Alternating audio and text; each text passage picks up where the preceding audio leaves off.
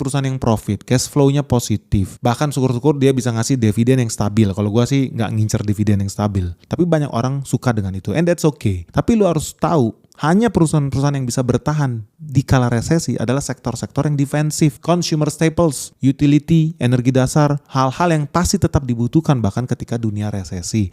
Contoh gampang yang namanya ya, ketika dunia resesi, lu pasti tetap butuh tracking, lu tetap butuh logistik, lu tetap butuh makan, lu tetap butuh minum. Ketika terjadi resesi, nggak mungkin lu mendadak tadinya biasa makan beras, lu tiba-tiba makan batu, yakin gua. Nah itulah maksudnya sektor-sektor yang defensif yang akan tetap bertahan ketika terjadi resesi. Nah teman-teman harus siap, makanya kalau lu masih bingung, segera daftar di Benix Investor Group karena kita bakal bahas yang lebih detail lagi. Lu bisa hubungi nomor di bawah ini atau lihat website kita karena kita akan membahas emiten-emiten yang menarik, peluang investasi yang bagus, dan bahkan berkunjung ya ke perusahaan-perusahaan yang mempunyai fundamental yang baik. Nah, yang kedua itu adalah jenis jebakan ketika lu investasi di properti, aset, khususnya ya properti real estate dengan aset yang memiliki hutang sangat besar. Nah ini banyak nih jebakan nih. Karena banyak orang kira ya ketika dia investasi di properti dikira aman. Padahal enggak. Ketika lu beli properti, mayoritas orang beli properti itu pasti pakai utang. Kalau utang berarti ada cicilan. Dan ketika terjadi resesi, apa yang terjadi? Inilah bom waktu guys, karena lu tetap bayar hutang.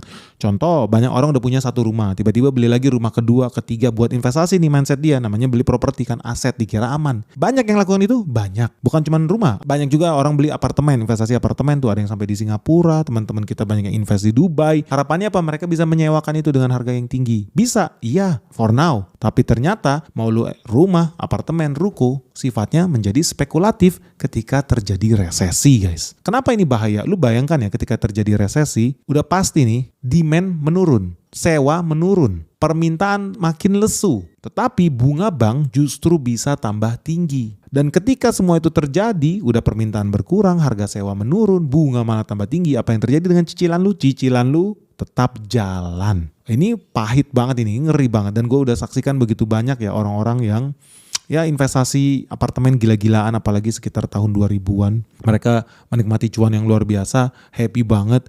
Tapi ternyata kalau lihat sekarang orang-orang yang pada pegang apartemen itu ya sedih. Kenapa ya? Sama seperti di Amerika Serikat terjadi krisis di tahun 2008, krisis properti, subprime mortgage, apa yang terjadi? Banyak orang bunuh diri.